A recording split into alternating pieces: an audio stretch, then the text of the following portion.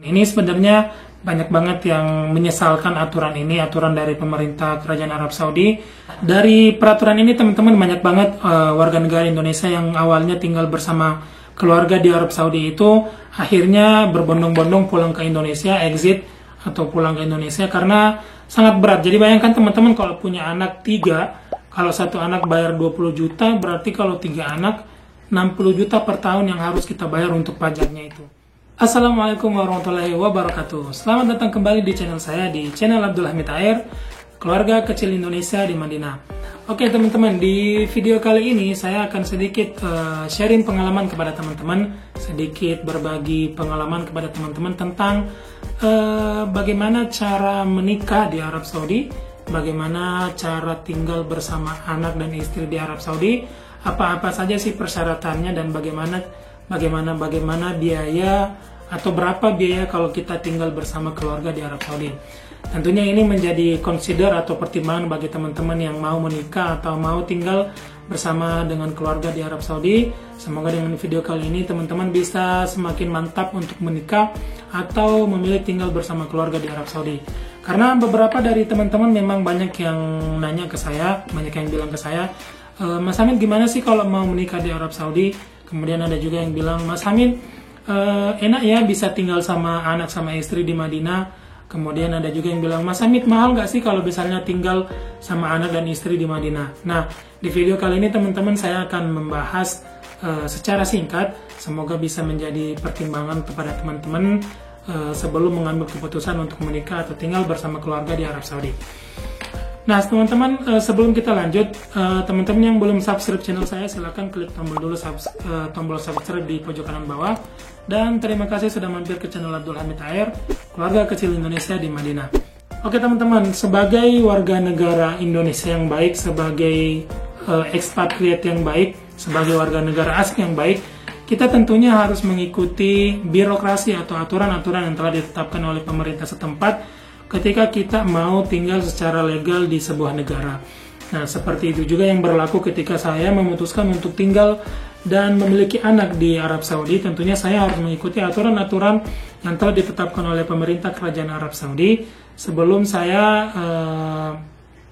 memutuskan tinggal bersama, karena kalau tidak nanti kita akan dicap sebagai warga negara asing ilegal, dan itu tidak baik sebenarnya, karena nantinya kita juga akan mendapat kesulitan tersendiri ketika kita mau pulang ke Indonesia.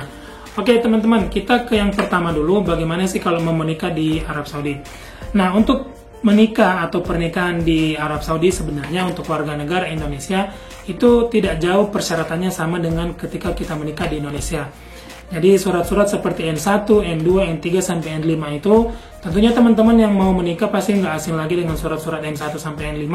Itu teman-teman juga harus persiapkan dari kedua mempelai. Seperti saya kemarin dari Kolaka saya persiapkan, dari istri saya juga dari Palembang, itu dipersiapkan terus dibawa ke Arab Saudi. Nah surat-surat itu untuk persyaratannya teman-teman nanti saya akan taruh di deskripsi video di bawah. Teman-teman bisa baca satu persatu untuk persyaratannya. Nah, surat-surat yang telah saya sebutkan tadi itu nantinya dibawa ke Arab Saudi, kemudian dibawa ke KJRI Jeddah di KUA atau di bagian kedutaan ya atau apa istilahnya. Teman-teman bawa ke sana untuk melakukan pendaftaran. Nanti pendaftarannya itu akan, kalau nggak salah biayanya itu 140 real untuk buku nikahnya. Kemudian nanti KJRI Jeddah juga akan menyediakan kayak semacam aula kecil gitu, nanti kita nikah di situ, kayak musola gitu, kita akan nikah di situ, resepsinya di situ. Kemudian nanti ada kayak restoran kecil untuk tempat makan. Nah, tapi untuk makanannya kita sendiri yang menyediakan. Kalau saya dulu pas nikah itu saya membeli makanan atau menyediakan makanan dari warung Solo di Kornis Jeddah. Teman-teman yang di Arab Saudi pasti tahu. Oh ya, saya nikah itu 2 tahun lalu ya, 2018, sekitar bulan November tanggal 10 November 2018, jadi sudah sekitar 2 tahun lalu. Nah, itu untuk persyaratan pernikahannya. Kemudian waktu pernikahannya itu cuma ada 2, antara hari Jumat dengan Sabtu. Jadi karena kantornya ini dipakai untuk orang-orang kantor di KJRI Jeddah, jadi kita cuma dikasih kesempatan pas hari libur itu antara hari Jumat sama Sabtu.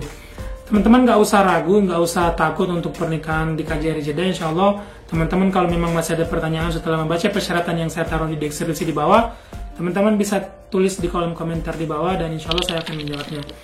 Itu secara singkat untuk pernikahannya. Kemudian tentang bagaimana tinggal bersama keluarga di Arab Saudi. Tentunya teman-teman kalau tinggal bersama keluarga di Arab Saudi, awalnya kan kita yang bekerja di Arab Saudi ini tinggal di asrama ya. Nah kalau misalnya kita memutuskan untuk tinggal bersama istri, itu tentunya kita harus menyewa rumah. Nah rumah di Arab Saudi kalau mau yang bagus banget ya sekitar 1.000 per bulan juga ada, atau mungkin yang sederhana itu bisa sampai 400-500an per bulan. 500 itu sekitar 5 kali 4, 500 kali 4.000 itu sekitar 500 kali 4.000 sekitar 2 jutaan per bulan untuk yang sederhana lah. Kayak tempat saya itu lumayan sederhana, cuman ya cukup lah untuk tinggal bersama keluarga. Nah kemudian ketika kita sudah mempunyai anak teman-teman, ini sebenarnya banyak banget yang menyesalkan aturan ini, aturan dari pemerintah Kerajaan Arab Saudi yang telah mengeluarkan aturan yang saya akan jelaskan berikut ini. Jadi pada awal tahun 2018 teman-teman, itu pemerintah Kerajaan Arab Saudi memutuskan untuk memberikan aturan pemungutan pajak untuk setiap anak yang lahir di Arab Saudi. Ini bagi yang bekerja di private sector ya, bukan yang bekerja under ministry atau pemerintahan. Kalau mereka yang bekerja di pemerintahan itu teman-teman nggak bayar sama sekali. Nah untuk yang teman-teman yang tinggal atau yang bekerja di private sector seperti saya, itu kalau mempunyai anak akan ada namanya biaya pajak atau rasum itu sekitar 400 rial per bulan. Nah ini kita bayar sekali setahun, cuman perhitungannya itu 400 rial per bulan. Jadi kalau misalnya dikali 12, 400 dikali 12 itu sekitar 4.800 per tahun. Kemudian kalau dikali 4.000 artinya sekitar kurang lebih 20 jutaan. Nah 20 jutaan ini kita bayar per tahun untuk biaya perpanjangan iqamah atau izin tinggal anak. Nah dari peraturan ini teman-teman banyak banget warga negara Indonesia yang awalnya tinggal bersama keluarga di Arab Saudi itu akhirnya berbondong-bondong pulang ke Indonesia, exit atau pulang ke Indonesia karena sangat berat. Jadi bayangkan teman-teman kalau punya anak 3, kalau satu anak bayar 20 juta, berarti kalau 3 anak 60 juta per tahun yang harus kita bayar untuk pajaknya itu. Jadi memang sangat berat teman-teman kalau misalnya mempunyai banyak anak untuk tinggal di Arab Saudi yang bekerja di private sector seperti saya. Tapi kalau teman-teman yang bekerja di pemerintahan itu atau rumah sakit under pemerintah itu nggak bayar sama sekali sampai umur berapa tahun ya, 17 tahun kalau nggak salah. Nah itu yang menjadi pertimbangan kalau yang pertama kalau teman-teman mau tinggal bersama anak sama istri di Arab Saudi. Kemudian pertimbangan selanjutnya adalah biaya hidup. Jadi kalau punya anak tentunya kita memerlukan keperluan sehari-hari teman-teman ya. Seperti misalnya susu formula itu juga agak mahal di sini. Kalau contoh untuk anak saya itu pakai susu formula yang range harganya itu di pertengahan, itu sekaleng yang 1,6 kilo itu yang bisa bertahan sampai 3-4 minggu itu harganya 120-an real atau sekitar berapa ya, 120 kali 4.000 sekitar 500 ribuan. Itu 500 ribu bisa dipakai selama 3 minggu. Jadi teman-teman juga bisa menjadi pertimbangan ketika mau mempunyai anak di Arab Saudi dan tinggal bersama di Arab Saudi. Kemudian lagi teman-teman, kalau misalnya istri teman-teman itu nggak bekerja, nanti iqamahnya juga masuk jadi tanggungan, jadi ke teman juga, jadi suaminya. Jadi misalnya anaknya satu, kemudian istrinya nggak bekerja, artinya pajaknya per tahun yang harus dibayar itu sekitar 40 jutaan. Itu bisa menjadi pertimbangan ke teman-teman kalau mau tinggal bersama anak di Arab Saudi bagi yang bekerja di tempat-tempat private sector. Tapi kalau misalnya istrinya bekerja juga, misal kayak saya sama istri bekerja ya, itu nggak masalah teman-teman, karena pajaknya itu masih dibayarkan sama perusahaan. Saya sama istri itu pajak masih dibayarkan sama perusahaan. Tapi kalau anak saya itu masuk tanggungan saya. Kemudian kalau teman-teman nanya apa worth it nggak sih kalau misalnya kita tinggal bekerja terus tinggal sama anak di Arab Saudi? Kalau saya pribadi teman-teman ya, itu sangat, kalau saya ya, itu worth it banget teman-teman, karena Saya sendiri pribadi sudah masuk ke tahun kelima di Arab Saudi, itu saya memang belum pernah cuti sama sekali. Cuti pertama saya menikah, kemudian cuti kedua saya bawa orang tua ke sini, kemudian cuti ketiga kemarin saya udah beli tiket segala macam, ternyata lockdown karena COVID itu, jadi penerbangan dibatalkan semua. Nah, ketika kita tinggal bersama keluarga di Arab Saudi, teman-teman, cuti untuk pulang ke Indonesia ini nggak terlalu jadi prioritas lagi sebenarnya, karena kita apalagi saya sudah pernah bawa orang tua ke sini ya, ibu sama bapak saya sudah saya bawa ke sini, kemudian tinggal bersama keluarga itu rasa-rasanya kalau mau cuti jadi nggak terlalu jadi prioritas. Akan tetapi kalau misalnya kita tinggal sendiri, itu memang rasa pengen cuti ke Indonesia itu sangat besar, teman-teman. Tapi kalau punya keluarga di sini, saya rasa nggak terlalu menjadi prioritas. Dan kalau saya pribadi dengan membayar pajak sekitar 20 juta per tahun dengan biaya hidup sedemikian harganya per bulan, saya rasa masih sangat worth it lah. Teman-teman bisa bayangkan ketika teman-teman pulang kerja dan buka pintu rumah dan ada anak yang menyambut dengan senyumnya, dengan anak baik kita menyambut dengan tawanya, itu Masya Allah sudah jadi pengobat lelah, jadi pengobat capek, dan seketika memang biaya itu nggak terpikirkan lagi. Jadi saya rasa kalau saya pribadi sangat worth it. Tapi memang kalau ketika misalnya kita punya 2-3 anak dengan gaji sesuai kayak yang saya dapatkan sekarang, itu sangat nggak worth it, karena nanti gaji kita cuma habis dipakai untuk bayar pajak. Seperti itu, teman-teman.